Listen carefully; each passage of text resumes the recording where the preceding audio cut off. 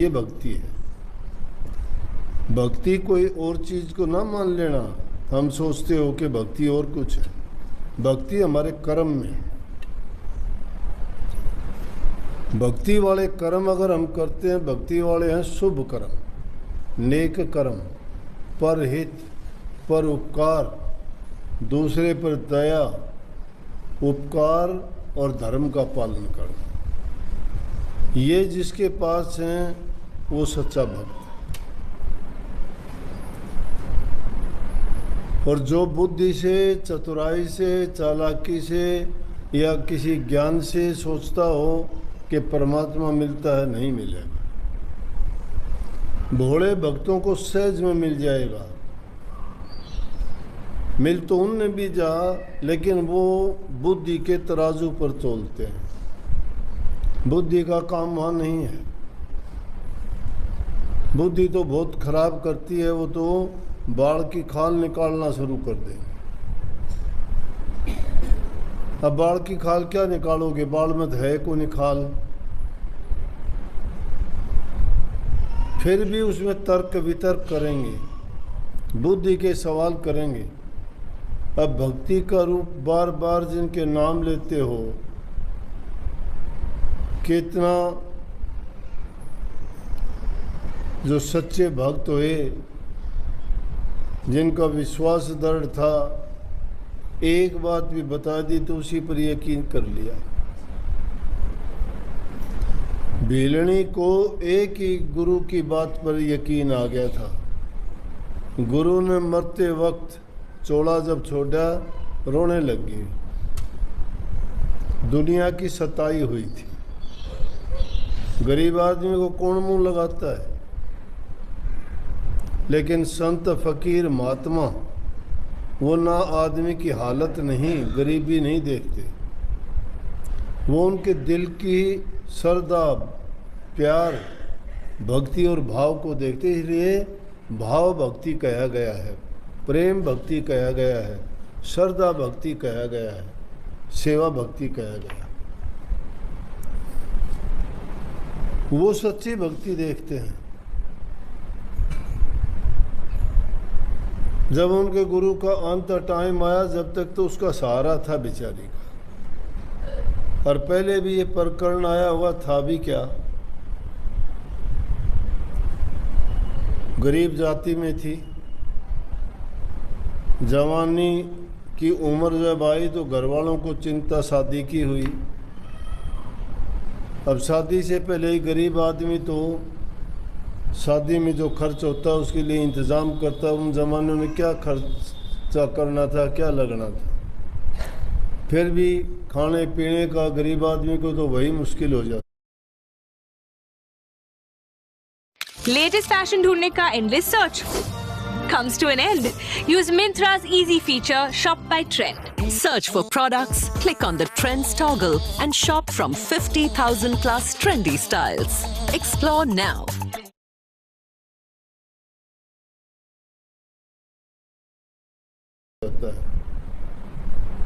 उसके पिता ने, कहते हैं, कई अलग अलग अनेक प्रकार की बात हैं।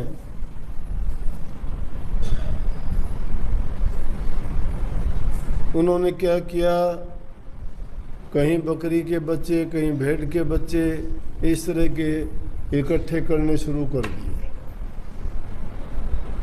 तो एक दिन वो पूछने लगी अपनी माँ से कि इतने जानवर ये किस लिए रोक रखे हैं? बोले बेटी शादी करनी है ना तेरी। बोले फिर मेरी शादी में इनका क्या काम? कि शादी में जो बाराती आएंगे तो उनको जो है इनका, उनके भोजन में ज़रूरत पड़ेगी, मीट खिलाया जाएगा। उसके दिल में आई मेरी शादी, इतने जीव मारे जाएंगे, बहुत गलत है। तो कहते हैं उनका तो जो बंद कर रखे थे वो तो खोल के भगा दिए और आप भी घर छोड़ के निकल गए। अब जाति कहाँ? गरीब जाति की, रूप भी नहीं, कुरूप, काला रंग, धन भी नहीं, कोई ठिकाना भी नहीं, कोई जान पहचान भी नहीं, कोई ज्ञान बुद्धि भी नहीं, कहीं घर से निकली ही नहीं।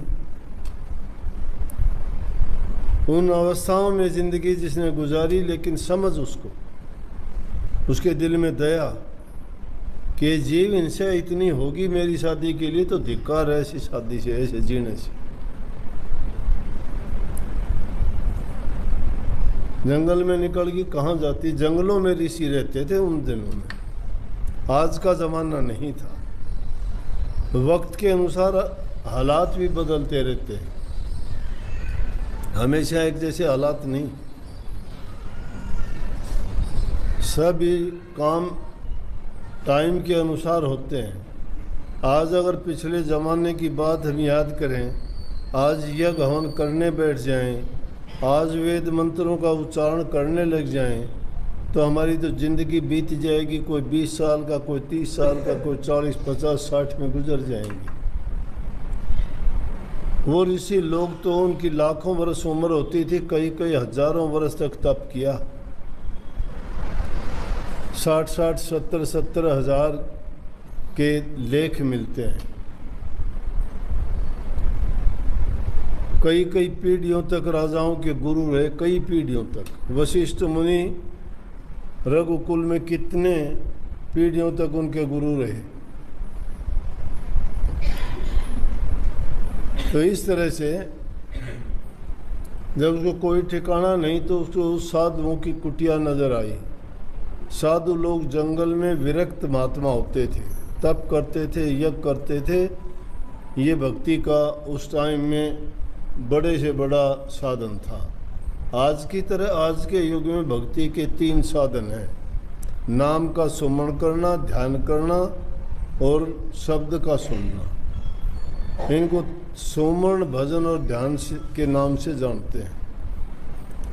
उस टाइम में सुमरण तो जब भी था, सुमरण मंत्रों का था। जो भी मंत्र वो लेते थे उसी मंत्र का जाप करते थे। माला का फेरना, मंत्रों का जाप करना, ये था। लेकिन जो जो समय बीतता गया उसके अनुसार हालात बदले। यज्ञ हवन नहीं रहे, पूजा पाठ नहीं रही, माला और ये चीज़ें नहीं रही। अब तो सिर्फ भक्ति नाम के सुमरण से बताइए, नाम से ही कल्याण बताया जीव का। गई ऋषियों के पास, अब यूं कैसे चली जाए अनजान? देखा, उन्होंने बोला कौन है तुम? उसने अपनी हालात बताई, भाग यहाँ से। उन्होंने भी भगा दिया। जाती कहाँ? घर तो छोड़ के आई थी। अब क्या पता उसका क्या परिणाम होता। वापस जाना बड़ा कठिन है। एक बार इंसान ठिकाना जो छोड़ देता है ना, आप भी समझो, एक बार जो ठिकाना छोड़ देते हो ना, इज्जत नहीं रहती।